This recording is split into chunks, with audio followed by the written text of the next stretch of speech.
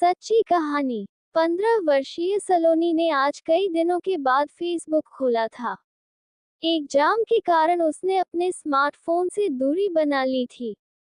Facebook open हुआ तो उसने देखा कि 35-40 फ्रेंड रिक्वेस्ट पेंडिंग पड़ी थी। उसने एक सरसरी निगाह से सबको देखना शुरू कर दिया।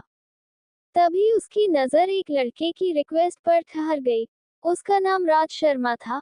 बला का स्मार्ट और हैंडसम दिख रहा था।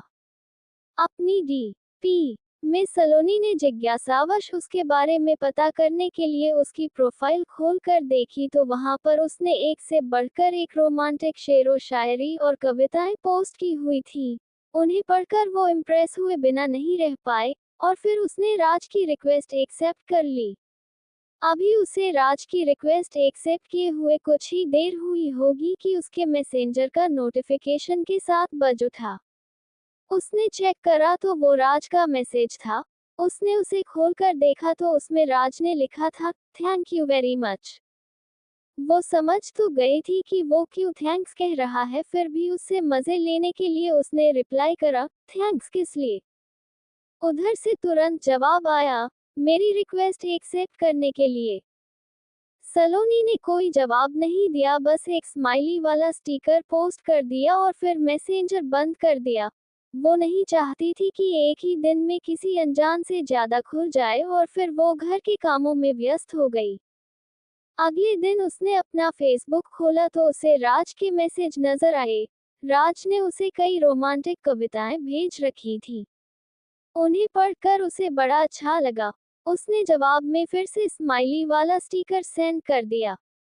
थोड़ी देर में ही राज का रिप्लाई आ गया। वो उससे उसकी हॉबीज के बारे में पूछ रहा था। उसने राज को अपना संक्षिप्त परिचय दे दिया। उसका परिचय जानने के बाद राज ने भी उसे अपने बारे में बताया कि वो MBA कर रहा है और जल्दी ही उसकी जॉब लग जाएगी। और फिर इस तरह से दोनों के बीच चैटिंग का सिलसिला चल निकला।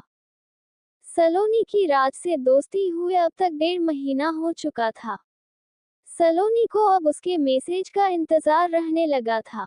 जिस दिन उसकी राज से बात नहीं हो पाती थी तो उसे लगता जैसे कुछ अधूरापन सा है।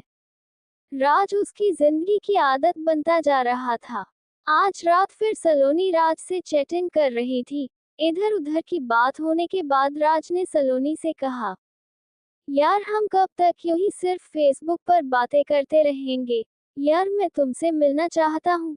प्लीज कल मिलने का प्रोग्राम बनाओ ना। सलोनी खुद भी उससे मिलना चाहती थी और एक तरह से उसने उसके दिल की ही बात कह दी थी, लेकिन पता नहीं क्यों वो उससे मिलने से डर रही थी। शायद अनजान होने का डर था वो। सलोनी ने यही बात राज से कह दी। अरे यार इसीलिए तो कह रहा हूँ कि हमें मिलना चाहिए। जब हम मिलेंगे तभी तो एक दूसरे को जानेंगे। राज ने उसे समझाते हुए मिलने की जिद की। अच्छा ठीक है, बोलो कहाँ मिलना है, लेकिन मैं ज्यादा देर नहीं रुकूंगी वहाँ। सलोनी ने बड़ी मुश्किल से उसे हाँ की। ठीक है, तुम जितनी देर रुकना चाहो रुक जाना, राज ने अपनी खुशी छिपाते हुए उसे कहा। और फिर वो सलोनी को उस जगह के बारे में बताने लगा जहाँ उसे आना था। अगले दिन शाम को 6 बजे शहर के कोने में एक सुनसान जगह पर एक पार्क, जहां पर सिर्फ प्रेमी जोड़े ही जाना पसंद करते थे। शायद एकांत के कारण राज ने सलोनी को वहीं पर बुलाया था। थोड़ी देर बाद ही सलोनी वहां पहुंच गई। राज उसे पार्क के बाहर गेट के पास अपनी कार से पीठ लगा के खड़ा हुआ नजर आ गया। पहली बार उसे सामने देखकर वो उसे बस देखती ही रह गई। वो अपनी फोटो से ज्यादा स्मार्ट और हैंडसम था। सलोनी को अपनी तरफ देखता हुआ देखकर उसने उसे अपने पास आने का इशारा करा। उसके इशारे को समझकर वो उसके पास आ गई और मुस्कुराकर बोली, हाँ बोलो, मुझे यहाँ किस लिए बुलाया है।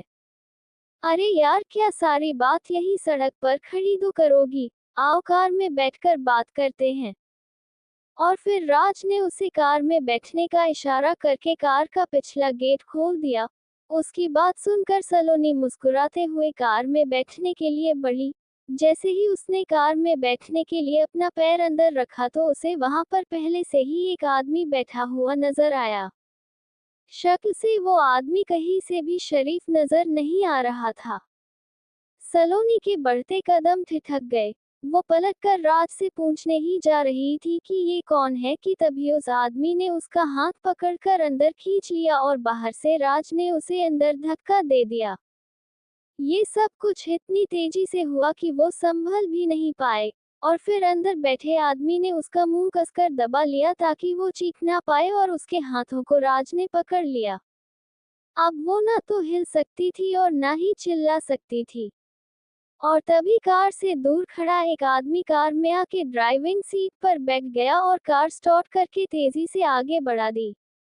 और पीछे बैठा आदमी जिसने सलोनी का मुंह दबा रखा था वो हंसते हुए राज से बोला, वाह असलम भाई वाह, मजा आ गया, आज तो तुमने तगड़े माल पर हाथ साफ करा है। शबनम बानो इसकी मोटी कीमत देगी। उसकी बात सुनकर असलम उर्फ राज मुंह ऊपर उठाकर ठहाके लगा के हंसा।